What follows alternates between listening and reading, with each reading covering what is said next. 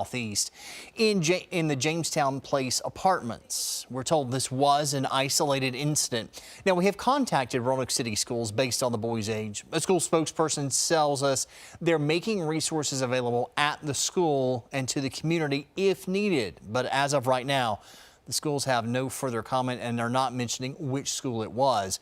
We're going to continue following this story. We're going to have the very latest throughout the day here on 10 News and on WSLS.com. New grants are coming to help the Star City combat gun violence. Leaders announced 2 grants during a joint city council school board meeting: the Youth and Gang Violence Community Assessment Grant and the Gun Violence Intervention Program Grant. That one will allow the city and school district to hire a gang violence coordinator focused on combating youth violence over a 2-year period. City leaders want to get a wide range of opinions. We've got a link to fill out the community assessments on our website, WSLS.com. Happening right now, the Pentagon is on lockdown after authorities say multiple gunshots were fired on a nearby bus platform.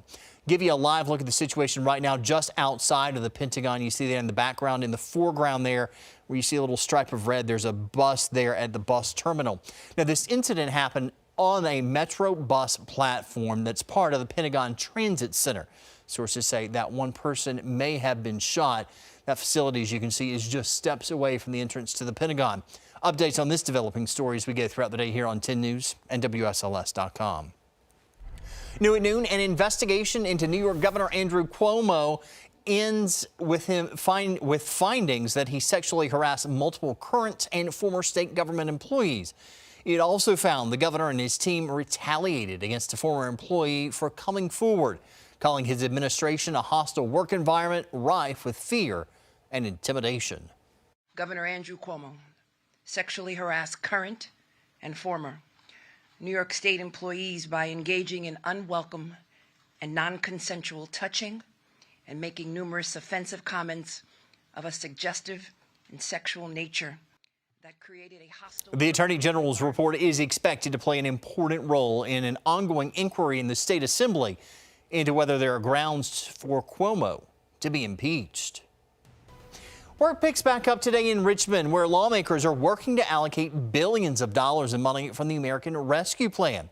Give you a live look into the state Senate, where they have not yet gavelled in, but should be doing that at any point in time right now. The session marks the first time since before the pandemic that both the House and the Senate are meeting in the Capitol in person. Both parties met to establish goals and rules to follow during the special session. While Democrats say the money will help Virginians across the board, Republicans would like to see the money spent on more specific topics. They've not included Republicans, they've not included citizens, they've not included regions or local governments. They've just decided that they're going to write down a wish list and they're going to throw money at it. So there are a lot of things we're doing that are just in good government, as well as spending the money for the benefit of state and local governments, for individuals and businesses.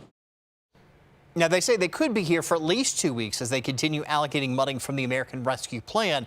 We're going to have the latest from today's session coming up tonight on 10 News, starting at 5. A rush to get vaccinated as the Delta variant creates a resurgence of COVID cases. Tracy Potts explains now more people are rushing to get shots and get tested.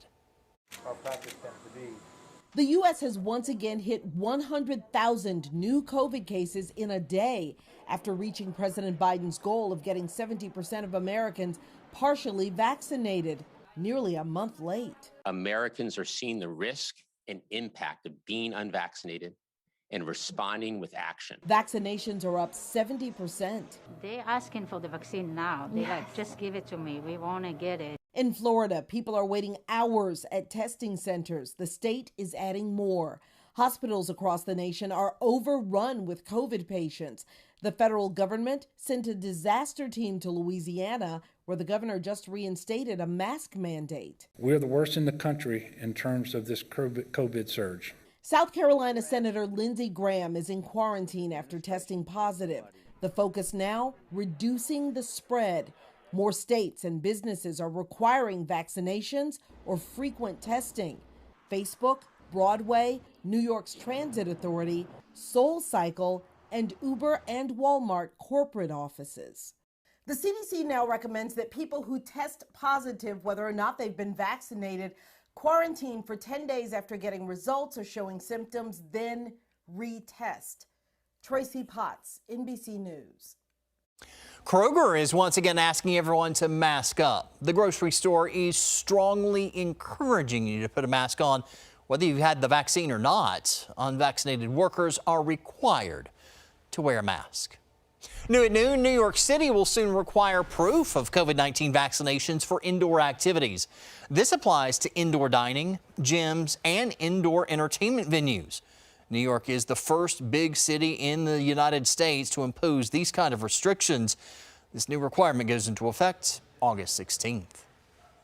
Your local weather authority, always watching and tracking for you from the JES Weather Center. Feeling pretty nice out there this afternoon and starting to see some breaks in the overcast. Roanoke and Blacksburg showing us that right now. Roanoke at 76, Blacksburg currently at 70 degrees. We had some dry air in the mid-levels of the atmosphere. That prevented rain this morning, much needed rain that just stayed off to the south and east. And it's also leading to some breaks of sun that you see in parts of the NRV, parts of the Roanoke Valley, and as you extend into parts of Bedford, Amherst, Rockbridge, and Botetourt counties. So as we go through the rest of the day today, any rain chances are going to be very few and far between. In fact, I think future trackers even overestimating this. Most any downpours are definitely going to be near the West Virginia line, and that's about it. I think any kind of evening plans you have are good to go with breaks of sun for the first pitch. Salem Red Sox playing host to the Lynchburg Hillcats will be around 78 degrees, with temperatures barely dropping throughout the game. We'll be in the upper 60s and lower 70s by the 9th inning. Overnight, however, a little bit of free AC for you with Lexington and Blacksburg at 59, 57 in Wytheville first thing tomorrow morning. Rocky Mount at 60 degrees, Bedford, Alta Vista, and Lynchburg at about 62. And part of that has to do with slightly less humidity. It's not bad out there right now, but even by tomorrow, we'll see a little bit more of a dip when the dew points drop into the 50s, especially this time of year. That's when things start to feel much more comfortable out there. Mix of clouds and sunshine, a little warmer for us tomorrow with Rocky Mount, Martinsville, and Danville checking in at about 82 for a high. Pulaski and Covington at about 80, with Blacksburg and Wytheville at about 78 degrees. Only downside to this is we need the rain, and your garden needs the rain too. So unfortunately, not going to see much in the way of rain. We'll just have to keep tending to and watering the garden here over the next few days. So tomorrow, Thursday, and Friday, there may be a stray mountain storm Thursday. Otherwise, really not much chance as our front is off toward the east. That's your catalyst for showers and storms. And you see the chances really going to be along and off the East Coast. Now, as we head into Saturday, we start to get the wind pushing in out of the south and southwest. That's more warmth, more humidity, so we'll see some scattered storms bubble up during the warmth of the day. That's really about it. As we go into the weekend and beyond, the jet stream is going to be far enough to the north to where we have above average temperatures across the eastern U.S. Below average precipitation, though. So even as we head into next week, the trend is for things to stay pretty dry.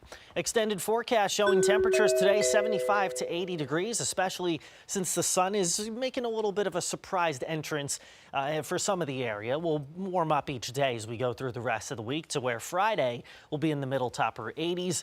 Really, rain chances looking very limited through the rest of the work week, even this weekend. Just some hit or miss storms Saturday. And then beyond that, we really start to crank up the heat. We're back into the upper 80s and low to mid 90s Sunday and Monday afternoons. Not very often you get days in the 70s in August. No, not very often at all. In fact, it's for parts of the area, it could be our coolest day since late May or early June. Oh, wow. So incredible. Not a bad day. Not at all. Thank you, Chris. Team USA continues racking up medals for day 11 of the Tokyo Olympics. We're getting closer to the end of the games. They come to an end this weekend. Wow. And now competition is really getting close. Show you the medal count where we stand right now. The USA back on top with 73 overall medals. China just behind it, 69. We were tied earlier in the day. That's if right, you were with us on Virginia Today, we were all tied up. Coming up in prime time tonight, Olympic action tonight. We're going to have the men's springboard final in diving, finals and semifinals in track and field, and the women's gymnastics balance beam, which you've likely already seen the spoilers for. We won't spoil it for you, so you can watch it this evening. That is our time together here at noon. We thank you for spending part of your lunch hour with us. We're back at 5 o'clock with our 90 minutes of local news. Have a great afternoon.